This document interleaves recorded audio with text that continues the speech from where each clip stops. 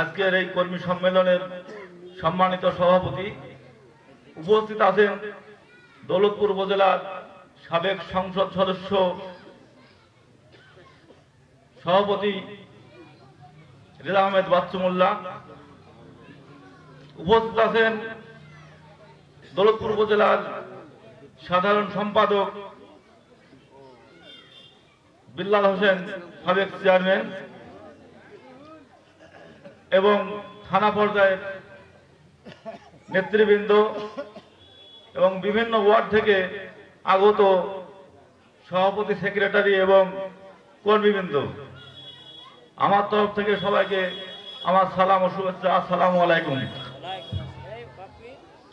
কথা বেশি বলবো না, একটা কথাই বলবো।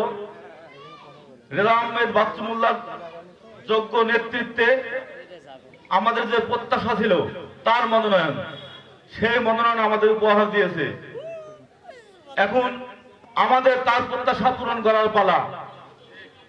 সংসদের নির্ধারিত যে আসনটি, আমাদের সকলের দ্বিধা দ্বন্দ্ব ভুলে আমাদের নিজ নিজ অবস্থান থেকে তার পক্ষে কাজ করে সেই নির্ধারিত আসনটি উপহার দেওয়া আমাদের সামনের একমাত্র উদ্দেশ্য, এবং সেই আসনটি যেন আমরা উপহার দিতে পারি, সেই পরিকল্পনা মাফিক কাজ করে আমাদের সেই আসনটি উপহার দেওয়া, এটাই আমাদের একমাত্র কাম্য।